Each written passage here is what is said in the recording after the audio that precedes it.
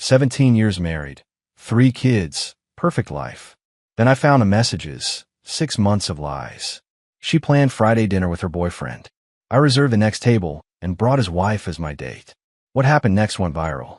My name is Owen Bradshaw. I'm 44 years old, and until 3 weeks ago, I thought I had a solid marriage. I'm a managing partner at Hendrick & Associates, a mid-sized law firm in downtown Seattle. The hours are brutal, the case is demanding, but the work pays well enough to afford our 4-bedroom house in Maple Valley and private school tuition for our 3 kids. My wife, Lauren, is the HR director at Cascade Medical Systems. Smart woman, organized, always knew how to handle people. Or so I thought. We met in college, University of Washington, both of us ambitious and hungry for success. She was studying human resources management while I was grinding through pre-law. We married young, maybe too young, but it worked. Or at least I believed it did. Harper came along when Lauren was 23, then Dylan 3 years later, and finally little Zoe. 3 kids, 3 different personalities, all needing attention. Neither Lauren nor I had enough time to give. That's where the cracks started forming, I suppose. Not that I saw them.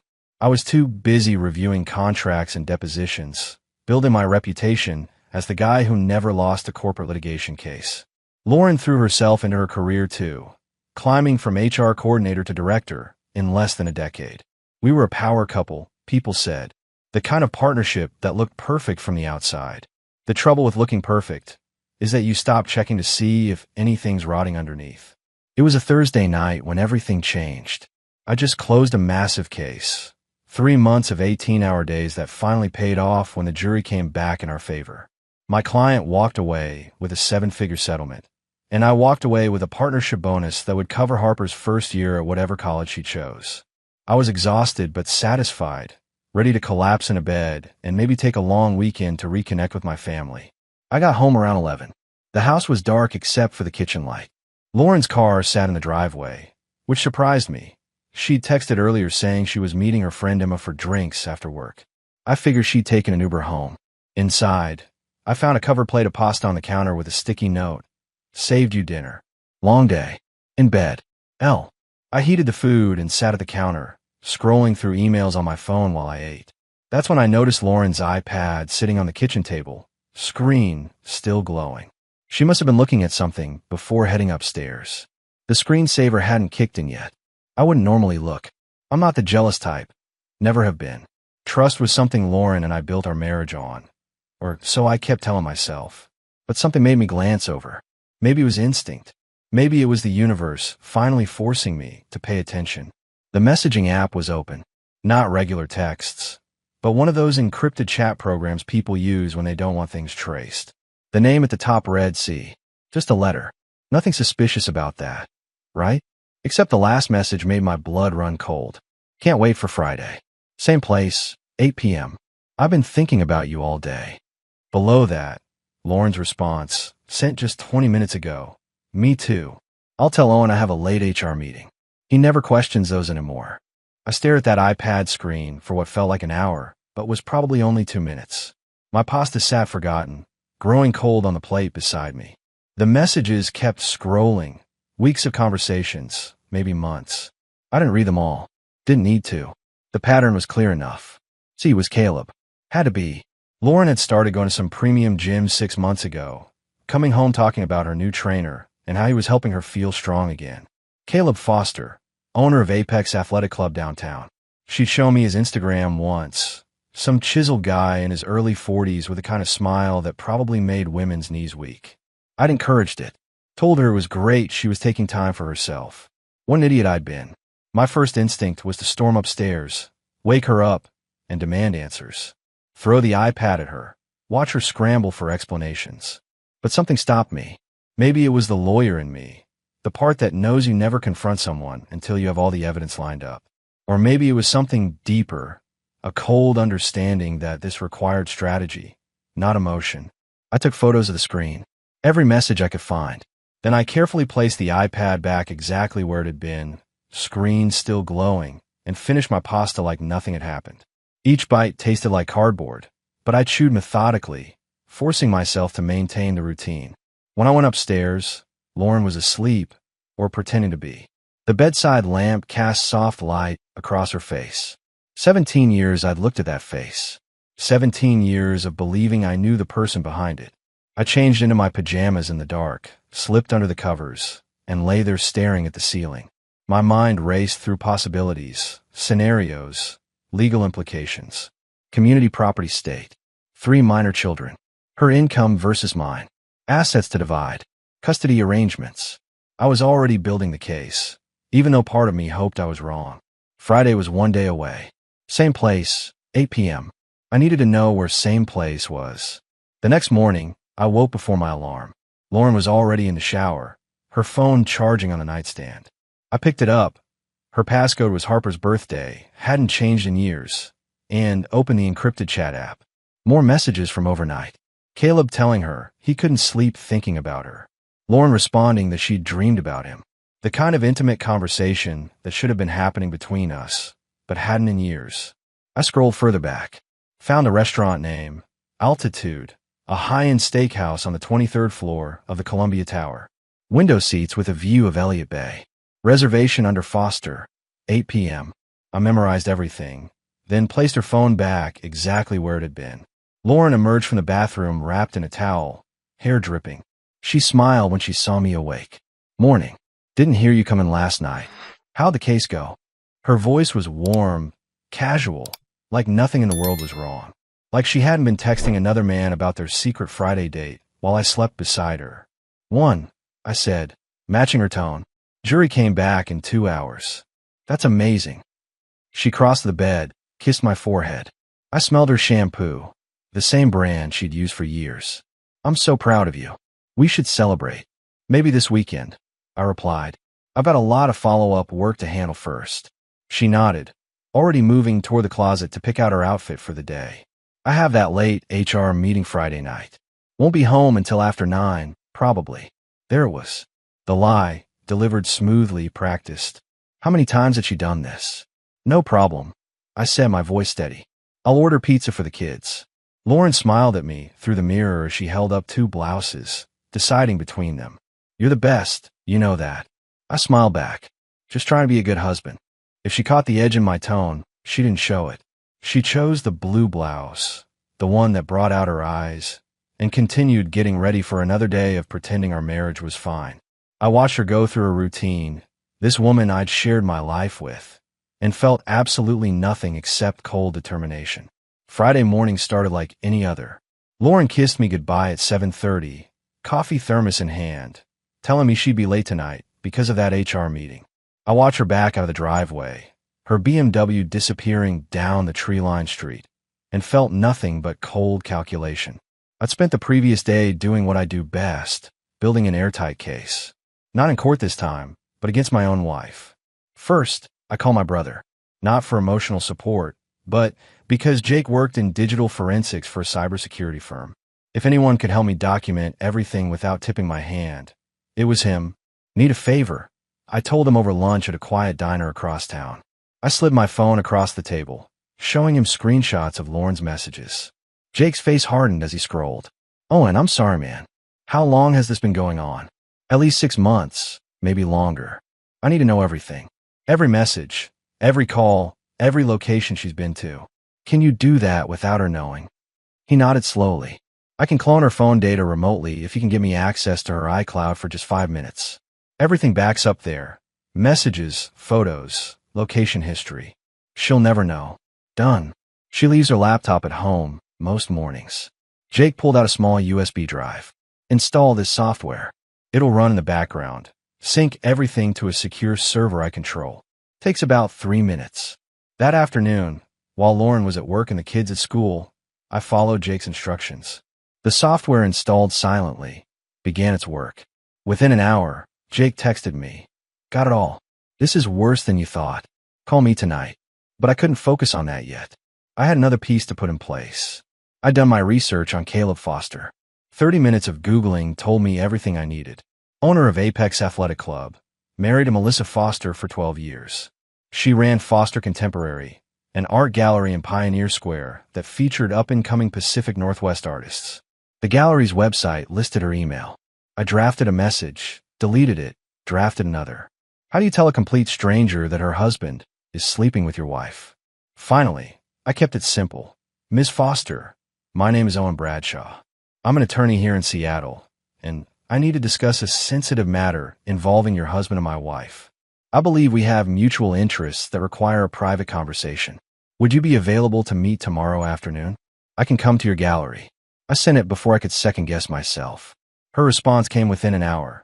Mr. Bradshaw, I'll be at the gallery until 5 p.m. tomorrow. Come by at 4. I have a feeling I know what this is about. That last line told me everything. She already suspected. Maybe she found messages too. Maybe Caleb had done this before. Whatever the case, I wasn't alone in this. Friday evening arrived. I made spaghetti for the kids. Harper helped while Dylan set the table, and Zoe colored at the counter. Normal family dinner. Except one parent was missing, supposedly at a meeting, but actually preparing for a romantic dinner with someone else's husband. Where's Mom again? Harper asked, draining the pasta. HR meeting. Should be home by 9:30 or 10. Harper gave me a look I couldn't quite read. At 17, she noticed more than I gave her credit for. She's been having a lot of late meetings lately. I met her eyes. Yeah, she has. Something passed between us in that moment. Understanding, maybe, or suspicion. Either way, Harper didn't push further. At 7:45, I checked the tracking app I'd installed on my own phone that morning. Completely legal, since I own Lauren's phone line through her family plan. The little dot showed her at the Columbia Tower. Not at the office. Not at any meeting room. At Altitude, the restaurant on the 23rd floor. I smiled. Let her enjoy her evening. She had no idea what was coming.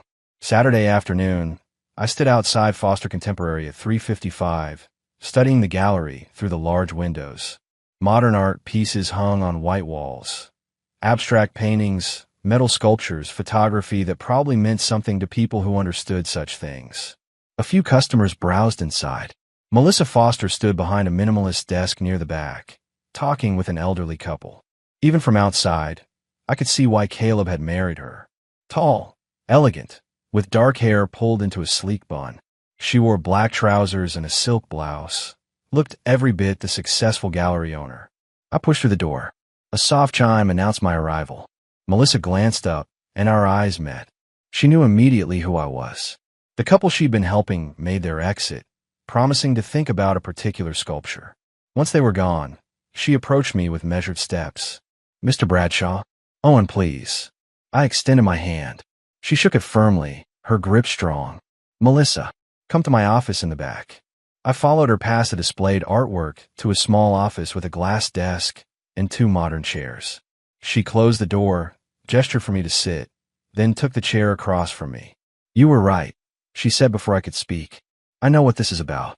Lauren Bradshaw, HR Director at Cascade Medical. Your wife. I blinked, surprised. You knew. I suspected. Found hotel charges on our joint credit card 3 months ago. Caleb said they were for client meetings. Then I found text messages. Nothing explicit, but enough. Her voice was controlled, professional, but I caught the edge of pain underneath. I hired a private investigator last month. He confirmed everything. Your wife and my husband have been meeting every Friday for the past 6 months. I pulled out my phone, showed her the screenshots I'd taken. Same story on my end. Just found out 3 days ago. Melissa studied the messages, her jaw tightening. They think they're so clever. Secret apps, coded language. But they're just cliches. The cheating spouse playbook, word for word. Last night was supposed to be their dinner at Altitude. I said, I know. My investigator photographed them there. Window table, champagne, the works. She pulled out her own phone, swiped through photos. There they were. Lauren in a red dress I'd never seen before, Caleb in an expensive suit, both laughing like teenagers in love. My stomach turned, but I kept my voice steady. I want to propose something. Not revenge, exactly, but justice. Melissa leaned back, studying me with sharp eyes. I'm listening. They have another dinner planned. Next Friday, same restaurant. I want to be at the table next to theirs. And I want you there with me. A slow smile spread across her face. You want to confront them publicly. Not immediately. First, I want them to see us together. Let them wonder, panic, scramble. Then, when the moment's right, we present everything. Messages, photos, timeline. All of it. in front of witnesses. You're a lawyer, she observed. This is strategic. It's necessary. They've made fools of us in private for months. Turnabout feels appropriate. Melissa was quiet for a moment, then nodded. I'm in. But I want something in return. Name it. Caleb's been hiding money. The gym makes good profit, but I've seen discrepancies in our accounts. I think he's been skimming, preparing to leave me. I want her help documenting that. Legal help. Consider it done. I'll have my firm's financial investigator look into it. Discreetly, she extended her hand again. Then we have a deal. Owen, let's give them a Friday night they'll never forget. I shook her hand, feeling the first real sense of purpose I'd had since discovering the affair. This wasn't about anger or hurt feelings. This was about control, about taking back the narrative of my own life. One week, I said, let's make it count. The week crawled by like a prison sentence. Every morning, Lauren kissed me goodbye with that same practice smile. Every evening, she came home and played the devoted wife and mother. We made dinner together, helped the kids with homework, watched TV side by side on the couch. The perfect suburban family. Except I knew the truth now, and I was counting down the hours until Friday. Wednesday afternoon, I met with Jake at his office downtown. He'd compiled everything from Lauren's phone, a digital record of her betrayal, organized and time-stamped like evidence for a trial.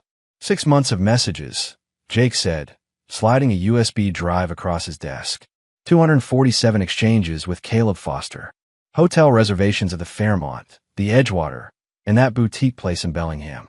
Charges on her personal credit card for lingerie, perfume, even a weekend trip to Victoria. She told you was a work conference.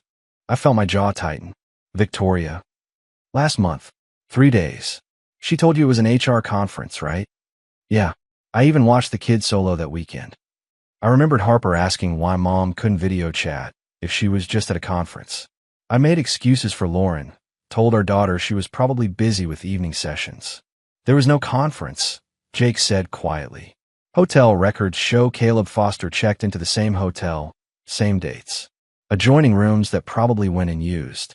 I stare at the USB drive. This is enough for a divorce attorney to have a field day. Owen, this is enough for 10 divorce attorneys. Jake leaned back in his chair. What are you going to do? Friday night, Lauren and Caleb have another dinner date at Altitude. I'm going to be at the table next to theirs with Melissa Foster. Jake's eyebrows shot up. You're serious? Completely. Lauren thinks she's having a romantic dinner with her boyfriend. Instead, she's going to discover that her boyfriend's wife and her own husband have been comparing notes. That's bold. But what about the kids? Harper's 17. She's going to hear about this. I thought about that constantly.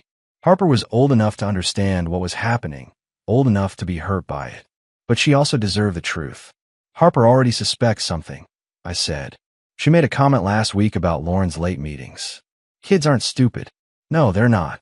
Jake studied me carefully. You doing okay? Really? I'm functioning. That's all I can manage right now. Thursday night, I called the restaurant. I need to make a reservation for Friday at 8 o'clock. Table for 2. And I need to be seated next to a specific existing reservation. The hostess sounded confused. Sir, we don't typically arrange seating based on other parties. I'm aware, but this is a special circumstance. The reservation is under Foster. 8 o'clock, window table. I'm willing to pay extra to ensure my table is positioned adjacent to theirs. There was a long pause. May I ask why?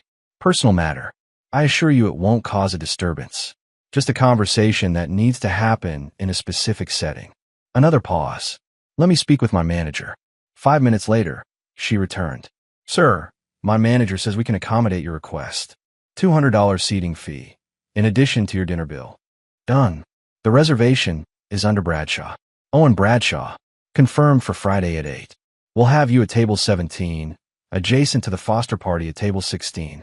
I hung up and texted Melissa. Everything's set. Friday, 7:45 p.m. I'll pick you up. Her response came immediately. I'll be ready. Wearing my best armor. Friday morning arrived with unusual sunshine for Seattle.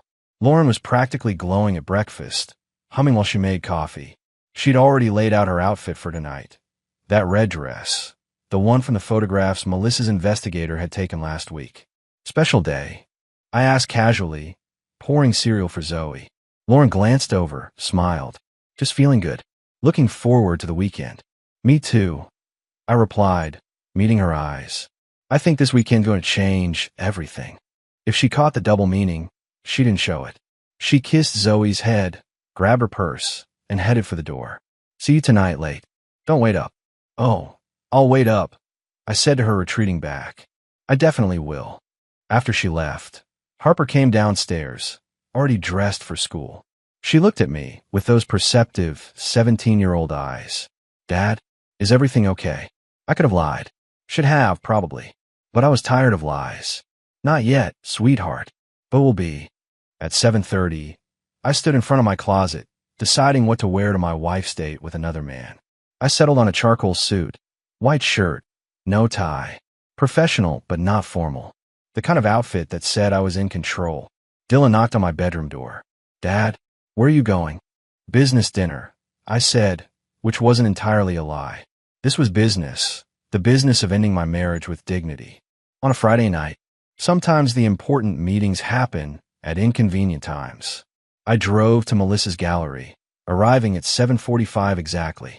She was waiting outside, stunning in a black dress that made a statement. Her dark hair fell loose around her shoulders, and she wore heels that brought her almost to my height. Ready? I asked as she slid into the passenger seat. More than ready. Let's do this. We arrived at the Columbia Tower at 8:05, deliberately late. Let Lauren and Caleb get comfortable first. Let them think they had the whole evening ahead of them. The elevator ride to the 23rd floor felt eternal. Melissa stood beside me, calm and collected, while my heart hammered against my ribs. This was really happening. The hostess recognized my name immediately. Mr. Bradshaw, your table is ready. Right this way. She led us through the restaurant, past the bar, toward the window tables with their spectacular views of Elliott Bay. And there they were, Lauren and Caleb at table 16, heads close together, laughing at something. Lauren's hand rested on Caleb's arm. Intimate, comfortable, like they'd been doing this forever. The hostess guided us to table 17, literally 3 feet away. Lauren saw me first. Her eyes went wide, her face draining of color so fast I thought she might faint. Her hand jerked away from Caleb's arm like she'd been burned. Caleb turned to see what had startled her, and his expression matched Lauren's, pure shock. Then he saw Melissa beside me. His shock morphed into something else. Fear, maybe. Or the realization that his carefully constructed lie was collapsing in real time. Owen, Lauren's voice came out as a strangled whisper. What are you doing here? I pulled out Melissa's chair, waited for her to sit, then took my own seat. Calm, controlled, every movement deliberate. Having dinner, I said pleasantly. Same as you. What a coincidence running into you here. I thought you had an HR meeting tonight. Lauren's mouth opened and closed. No words came out. Melissa leaned forward slightly, her voice cool. Hello, Caleb. Surprised to see me? Melissa, I can explain, Caleb started. Oh, I'm sure you can. Melissa interrupted smoothly. You're very good at explaining. Very creative, actually. Though I have to say, working late with clients is a bit cliché, don't you think? Other diners were starting to notice. A couple at a nearby table had stopped eating, watching our little drama unfold. Lauren found her voice. Owen, this isn't what it looks like. I laughed. Actually laughed. Really? Because it looks like you're having a romantic dinner with Caleb Foster, owner of Apex Athletic Club, who happens to be married to Melissa here. You told me you had an HR meeting. But unless HR meetings now involve champagne and holding hands over candlelight, I think you might be confused about what qualifies as work. How did you? Lauren began, then stopped. The calculation in her eyes was almost visible. She was trying to figure out how much I knew, how much I could prove. How did I know? I pulled out my phone, set it on the table between us. Because you left your iPad unlocked last week. Because I've been tracking every message, every lie, every hotel reservation for the past 10 days. And because Melissa and I have been comparing notes. Caleb's face had gone from shock to angry. You had no right. I had every right, I said, my voice hardening. She's my wife. You're having an affair with my wife. I have all the rights in the world to know the truth. The server approached our table, clearly sensing the tension, but professionally obligated to do her job. Good evening. Can I start you with drinks? Actually, Melissa said, her voice cutting through the awkwardness. I think we're ready to order. We won't be here long. The server nodded quickly and retreated. Lauren's eyes were filling with tears. Owen, please. Can we talk about this privately? Privately? I leaned back in my chair. Like you and Caleb have been talking privately for 6 months? No, Lauren. We're done with private. This conversation happens here, now, with witnesses.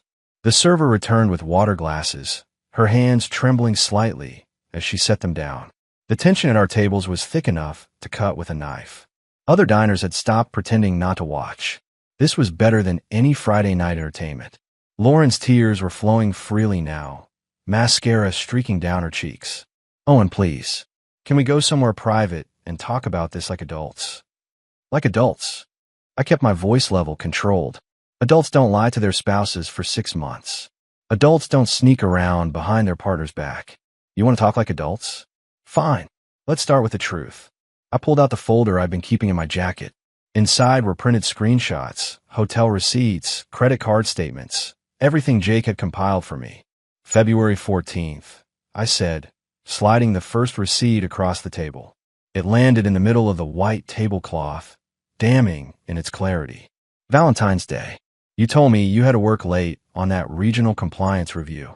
Instead, you checked into the Fairmont Olympic with Caleb. Room 847. Charge dinner and champagne to your personal credit card. Lauren stared at the receipt like it was a snake. How did you? March 21st through 23rd. That HR conference in Victoria you absolutely couldn't miss. Except there was no conference. I slid another set of papers across. Hotel records show Caleb Foster checked into the same hotel, adjoining rooms. You spent 3 days with him while I handled 3 kids solo. Melissa leaned forward, adding her own documentation to the pile. And let's talk about the money, shall we? $47,000 transferred from your gym's business account to a personal account in the Cayman Islands over the past 8 months. Were you planning to run away together, Caleb? Or were you just stealing from your business? Caleb's confident demeanor shattered. That's confidential financial information. You can't. I can when my forensic accountant finds evidence of fraud, Melissa said coldly. I've already forwarded everything to the IRS and the State Attorney General's office. They're very interested in your creative bookkeeping. Lauren turned to Caleb, her voice rising. You told me you were investing in expanding the gym. You said that money was for new equipment. So he lied to you too. I observed. How does that feel, Lauren? Being on the receiving end of deception. A man at the next table actually applauded. His wife shushed him, but she was smiling. Caleb stood abruptly, his chair scraping against the floor. I don't have to sit here and listen to this. Sit down, Melissa said, her voice cutting like a blade. Or I'll call security and have them escort you out. Your choice. Caleb sat. The fight had drained out of him completely. I turned back to Lauren, pulling out my phone. But my favorite piece of evidence is this. Your messages to Caleb from 2 days ago. I read aloud from the screen. Owen's so focused on work, he barely notices I exist anymore. He's like a robot, predictable, boring, always doing the right thing. I need someone who makes me feel alive. Lauren's face went crimson. That was private. Nothing's private when you're cheating on your spouse, I replied. You want to know what's funny? While you were complaining about how boring and predictable I am, I was working 80-hour weeks to pay for our house, our kids' private schools, your car. Everything you enjoy, I provided. And this is how you repay me. I never asked you to work that much, she said weakly. No, you just enjoyed spending the money I earned. I leaned back, feeling oddly calm. The anger had burned out, leaving only cold clarity. Here's what happens next. Monday morning, my attorney files for divorce. You get 30 days to move out of the house. I'm keeping primary custody of Harper, Dylan, and Zoe. You can't take my children. I'm not taking them. You gave them up when you chose to destroy our family. I gestured to the pile of evidence. Any judge who sees this will understand why the kids need stability, not a mother who's been lying to them for months. Melissa stood, gathering her things. I think we're done here. Owen, thank you for tonight. It was illuminating. I stood as well, leaving a $100 bill on the table. That should cover our water. Lauren, I'll see you at home. Eventually. Take your time. As Melissa and I walked away, I heard Lauren sob behind us, raw and broken. Caleb was trying to calm her down, his voice low and urgent. Other diners watched us leave with a mixture of shock and fascination. In the elevator, Melissa turned to me. "How do you feel?" "Like I just performed surgery without anesthesia." I admitted. "Necessary, but brutal. They deserved it." "Maybe. But our kids didn't deserve any of this." The elevator doors opened to the parking garage, and we stepped out into the cool Seattle night. I didn't go home right away. After dropping Melissa at her gallery, I drove aimlessly through Seattle, watching the city lights blur past. My phone buzzed constantly. Text from Lauren that I didn't read, a voicemail I didn't listen to. Whatever she had to say could wait. At midnight, I finally pulled into our driveway. Lauren's car wasn't there yet. The house was dark except for Harper's bedroom light. Of course she was still awake. 17-year-olds never sleep. I went inside, found Harper sitting on the living room couch with her laptop, supposedly doing homework. But her eyes were red, and tissues littered the coffee table. She looked up when I entered. Someone posted a video from the restaurant online. It's everywhere. One of my friends texted me the link. I sat down beside her, suddenly exhausted. "I'm sorry you found out this way. How long have you known about Mom and that guy?" 2 weeks. Since I found messages on her iPad. Harper's voice broke. "Why didn't you tell me?" "Because you're 17. You shouldn't have to deal with your parents' problems." "I already knew something was wrong," she said quietly. "Mom's been different for months. Always on her phone, always distracted. I thought maybe she was stressed at work." I didn't think. She couldn't finish the sentence. I put my arm around her shoulders. She leaned into me, and I felt her shaking with silent tears. "Is it my fault?" she whispered. "Did I do something wrong?" "Harper, look at me." I waited until she met my eyes. "None of this is your fault. Not yours, not Dylan's, not Zoe's. Adults make their own choices. Your mother made hers, and now we all have to deal with the consequences. Are you getting divorced?" "Yes." She nodded, wiping her eyes. "Good. What she did was horrible. You deserve better." The front door opened. Lauren stood in the entryway, still in that red dress, her makeup completely destroyed by tears. She saw us on the couch and froze. "Harper, sweetheart," she began. "Don't," Harper said, standing up. "Don't sweetheart me. You've been lying to all of us. It's complicated." "It's not complicated." Harper's voice rose. "You cheated on Dad. You lied about where you were going. You made him look stupid in front of the whole city." "Harper, please." "I don't want to hear it." Harper grabbed her laptop and headed for the stairs. "I'm staying with Dad. Wherever he goes, I go." She disappeared upstairs, her bedroom door slamming behind her. Lauren turned to me, tears streaming again. "Owen, we need to talk." "Now you want to talk?"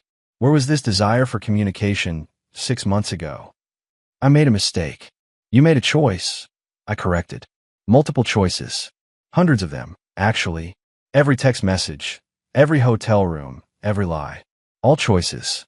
She sank into the chair across from me, looking smaller somehow. Defeated. "I don't know what happened. Things between us got so distant. You were always working, I was always stressed. Kayla paid attention to me, made me feel seen. So this is my fault. Because I worked too much to support our family." "No, that's not what I meant. I felt invisible." "You weren't invisible, Lauren. I saw you every day. I came home to you every night. I was here." I stood up, suddenly too tired for this conversation. But apparently, that wasn't enough. I wasn't exciting enough, attentive enough, whatever enough. "So you found someone who was. Where do we go from here?" "My attorney's office, Monday at 9. We're doing this the civilized way, with lawyers and mediators. You'll get what's fair financially. But I'm keeping primary custody. You can't take my children." "I can, and I will. Any judge will side with the parent who didn't commit adultery and lie to their family for 6 months." I headed for the stairs. "I'm sleeping in the guest room tonight. Tomorrow, you start looking for an apartment. You have 30 days. Owen, please." "Good night, Lauren." I went upstairs, checked on Dylan and Zoe, both asleep, blissfully unaware that their world was about to change. Then I stopped at Harper's door, knocked gently. "Come in." She was sitting on her bed, still dressed, staring at her phone. "Everybody knows, Dad. It's all over social media. Someone recorded video at the restaurant." My heart sank. "I'm sorry. Don't be. Mom deserves it." She set down her phone, looking older than 17. "Are we going to be okay?" "Yes. It won't be easy, but we'll get through it. Together." Together. You, me, Dylan, and Zoe. We're a family, no matter what. She hugged me then, fierce and tight. I love you, Dad. I love you too, sweetheart. 3 months after that Friday night at Altitude, I sat in a conference room at my firm with my divorce attorney, Rebecca Schultz, reviewing the final settlement. Lauren sat across from us with her own lawyer, looking thinner and older than I remembered. The affair had taken its toll on both of us, but she'd gotten the worst of it. The video from the restaurant had gone viral. 8 million views on TikTok, picked up by local news stations, even featured on a national morning show about infidelity. Lauren had become Seattle's most famous cheater. She lost her job at Cascade Medical 2 weeks after the confrontation, when HR decided her presence was detrimental to company morale. Caleb's situation was even worse. The IRS investigation had uncovered $73,000 in unreported income and tax evasion. He'd pleaded guilty to avoid prison time, but he'd lost Apex Athletic Club in the settlement. Melissa had taken everything: the gym, their house, his retirement accounts. Last I heard, he was working as a personal trainer at a chain gym in Tacoma, living in a studio apartment. Mr. Bradshaw, Rebecca said, pulling me back to the present. The terms are favorable. Lauren agrees to joint custody, with you having primary physical custody. She gets visitation every other weekend and Wednesday evenings. Lauren's voice was barely above a whisper. I want more time with my kids. Then you shouldn't have cheated on their father, Rebecca said flatly. The judge reviewed the evidence. You're lucky to get any custody at all. The house, I asked, stays with you. Lauren receives 38% of marital assets, which comes to approximately $215,000. She waives any claim to your partnership shares in the firm. Lauren signed the papers with shaking hands. When it was done, her lawyer gathered the documents and left quickly. Lauren remained seated, staring at the table. Can we talk? She asked quietly.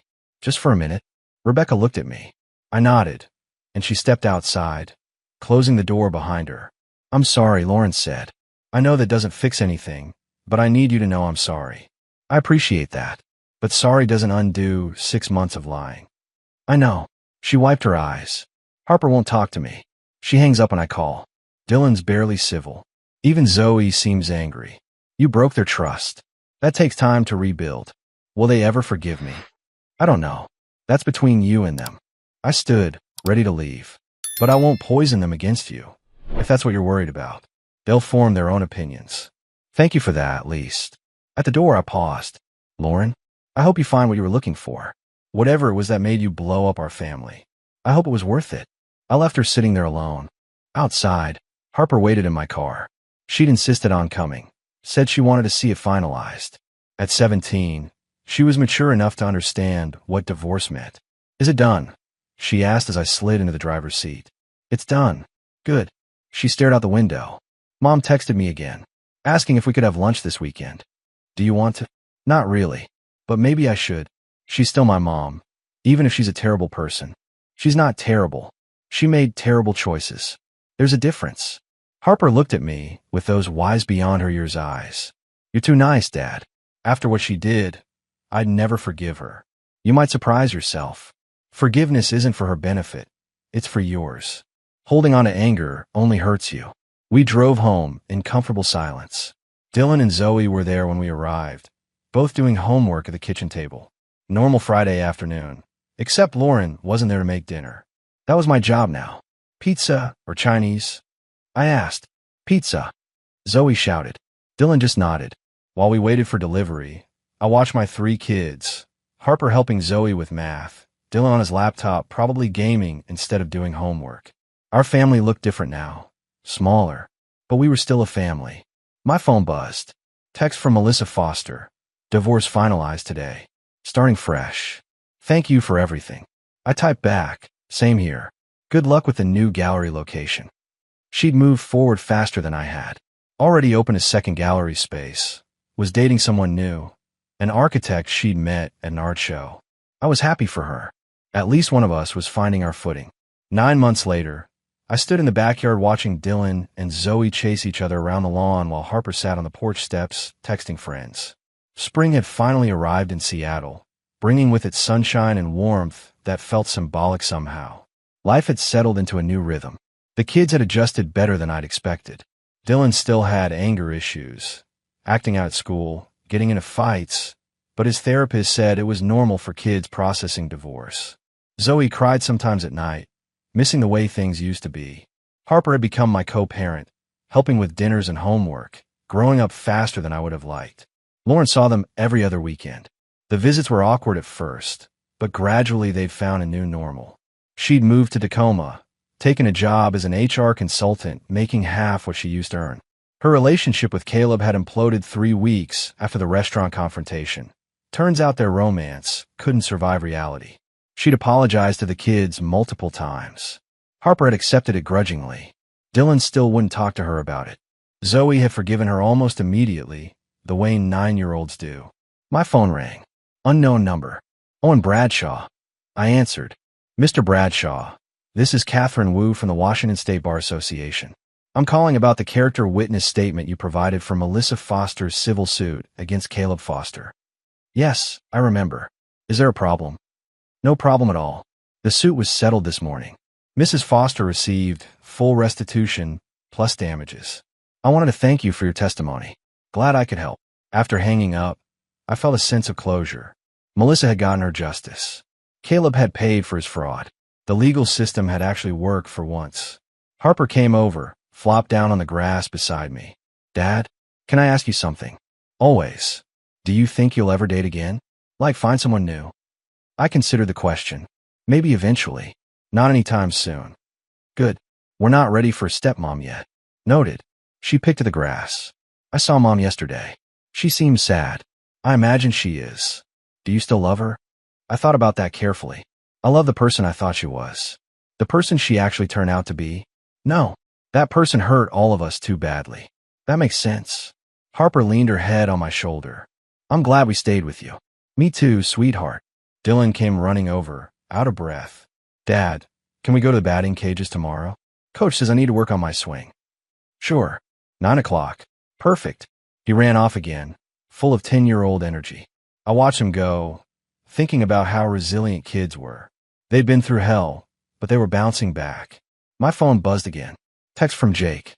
Beer tonight? Bring the crew. I looked at my 3 kids, at the home we'd built from the ruins of betrayal. We'd survived. More than that, we were thriving. Who wants to go see Uncle Jake tonight? I called out. 3 enthusiastic responses. Zoe came running, Dylan right behind her. Harper stood, brushing grass from her jeans. As we headed inside to get ready, I felt something I hadn't felt in months. Not happiness exactly, but contentment. Peace. The future stretched ahead, uncertain, but full of possibility. I had my kids, my career, my integrity intact. Lauren had made her choices. I'd made mine. And I'd chosen to be the kind of man my children could respect. The kind of father who showed them that dignity and honesty mattered more than revenge or bitterness. That evening, as we sat around Jake's backyard with burgers and laughter, Dylan asked out of nowhere, Dad, are you happy? I looked at my brother and my 3 kids, at the life we'd built together from broken pieces. Yeah, buddy, I am. And I meant it.